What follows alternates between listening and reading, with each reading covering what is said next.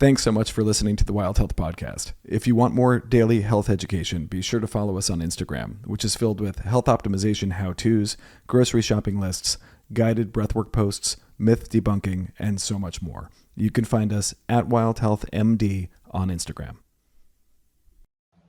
Okay, so couple of things different about today's podcast. First of all, I'm outside, and the background noise is going to be there intentionally because I'm going to talk about the importance of being outside and particularly the relationship to natural sunlight that we have as humans, both positive and negative.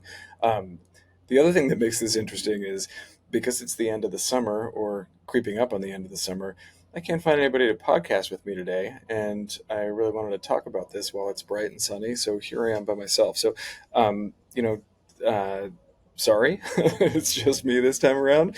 But hopefully this will still be enjoyable. So, when I was growing up, the idea of getting out in the sun was definitely popular, and the idea of putting on sunscreen was kind of unheard of. And obviously, things have changed quite a bit in that regard. But the days of putting on baby oil and holding up reflective aluminum shields to get as much tanning or burning as possible are long gone, and that's a good thing. We have this balance that I think we really could use to strike between getting optimal sunlight, and we'll talk about why that's important, but also protecting ourselves from the harmful rays from the sun and the associated increased risk for skin cancer. So, why don't we just dive in? I promise if it's just me, I can't go on for too long just by myself. So, it'll be a relatively short and sweet podcast this time around. Number one, what are the good things of sun exposure? So, we've talked about this one before, sleep regulation, right? We are circadian mammals. We normally have a wake cycle during the day and a sleep cycle at night.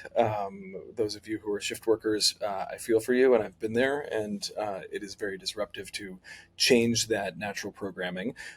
Natural light sets our internal clocks, and when sunlight hits our retina, we actually have melanopsin receptors in the cells in the retina that tell us to start the clock on melatonin release so that we are then getting sleepy when it's the appropriate time. So, getting out and getting morning sunlight, no sunglasses, 20 to 40 minutes is ideal. And sometime within the first hour of awakening is really the early work you can put in to get the best night's sleep that night. Why is sleeping important? Well, if you've been listening to the podcast for any length of time, but we'll just say decrease. Cognitive decline, decreased in incidence of chronic illness, better cognitive function, mood, and overall health for people who are getting good amounts of sleep as opposed to not the adequate amount of sleep. And, sure, genetics plays into that to some extent. There are people who have different chronotypes, and also, how much sleep a person needs varies from person to person. But in general, getting the right sleep for you can really be optimized by making sure that you're getting light exposure in the mornings and setting that clock. Another benefit of sun exposure, just mood in general. So, we know that being outdoors, nature bathing is a popular form of mood enhancement. Hopefully, everybody listening gets out sometimes and just feels better and more connected to the earth when they're outdoors. Sunlight actually also increases serotonin release in the brain. So, anyone who's lived in the Pacific Northwest, like I have, there are lots of folks in the area where, between December and May, they're pretty down in the dumps, right? I mean, we know about seasonal affective disorder, very clearly linked to lack of sunlight exposure. So mood improvement and mood enhancement would be another, convincing reason to get out and get some sunlight. And then, last but not least, vitamin D production. So our skin produces vitamin D when exposed to UVB rays from the sun. Vitamin D is super important for bone health, for immune function, probably plays a significant role in mental health and mood regulation. really common for people to be vitamin D deficient, particularly in modern Western society. So even folks who are living in sunny climates, we often see low vitamin D levels, and it's just because we spend more time indoors than we historically have as a human species. So vitamin D supplementation, often something that we'll be recommending for patients.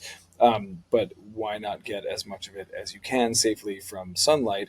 I can't think of a good reason other than the risks of sun exposure. So, what are the risks of sun exposure? Number one, and definitely the most important, is the associated risk for skin cancer. So, whether it's melanoma, basal cell carcinoma, squamous cell carcinoma, there are millions of people suffering from skin cancer and diagnosed each year, and we know that there's a clear link to sun exposure. So, how do we protect ourselves? Choose a good broad spectrum sunscreen, water resistant, SPF 30 or higher. If you're outdoors, you're going to want to reapply sunscreen regularly while you're outside, and that's probably every 2 hours or right after swimming, or if you're working out outside, like a heavy workout where you were sweating a bunch. I have to, chase my kids around sometimes to reapply, and they get really annoyed with me, but it's super important. What else can you do? Try and avoid being outdoors when the sun's rays are at their strongest. So that's typically like 10 a.m. to 4 p.m. So if you can get out in the morning, get some natural light, and then you're not just getting baked by sun rays between 12 noon and 1 p.m. That's probably a way to reduce your risk of skin cancer. Protective clothing, so there's lots of really cool stuff. I'm actually wearing a sweatshirt right now that has some SPF protection, and I think that's a great way to add some extra sun protection in.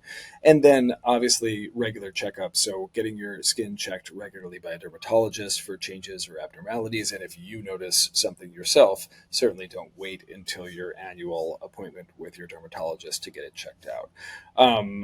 In terms of other risks of sun exposure, photo aging, so premature aging and wrinkling. UV rays can break down collagen and elastin fibers in the skin. This can lead to wrinkles and sagging. And we all have an image in our mind of, somebody who's just like lived in a really hot, sunny climate and looks like it. And that's, again, a compelling reason for sun protection, whether it's in the form of, a wide brimmed hat or good sunscreen, or limiting the exposure to sun rays at the hottest times of the day, or the times when the sun is strongest.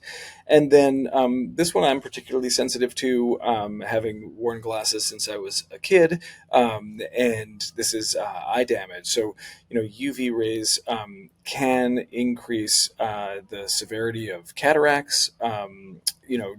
Macular degeneration has been potentially linked to excessive sun exposure. So, just in terms of preserving our vision and keeping our eyes as healthy as possible, again, making sure that you're limiting direct sunlight exposure to your eyes for a prolonged period of time. Don't go staring at the sun, obviously, but for me, that's typically a hat or some sunglasses while I'm outside. Not every moment, but limiting the amount of UV rays that I'm getting to the retinas and to the lens. So in terms of other tips, I think that's pretty much it. I think we're just to recap. Really important to get natural light and to be outdoors. Great mood enhancement. It's going to program your sleep appropriately for that night. It's going to help you with good quality sleep, which helps in a number of ways. Vitamin D production is dependent on sunlight exposure. So those are all the reasons to get out and be outdoors, or at least some of them. And then in terms of risks, it's really photo aging, eye damage, and skin cancer. So how do we deal with this? We're going to avoid peak UV hours. We're going to make sure we're using a good quality sunscreen and reapplying as needed. Protective clothing, vitamin D intake, and whether that's just supplements for the most part, or making sure you're taking in vitamin D in other forms, and then regular checkups. So making sure that early detection is a real part of your strategy for preventing skin cancer. or I guess not really preventing, right? We're just identifying early. Like with all cancers, if you can pick them up earlier, the morbidity and mortality associated with that cancer is going to be much lower than if it was detected later. So regular checkups with a dermatologist, looking at your own skin, and if you see something that's new or abnormal or irregularly shaped or otherwise growing or concerning to you, don't wait, get in and let a dermatologist take a look and evaluate that. So hopefully the background noise isn't too much. I've enjoyed podcasting outside, and probably the last time I'll be able to do it for a while because I'm sure I'll hear about the background noise. But I hope you guys are all having a wonderful rest of your summer, and we'll talk soon. Thanks so much for listening to the Wild Health Podcast.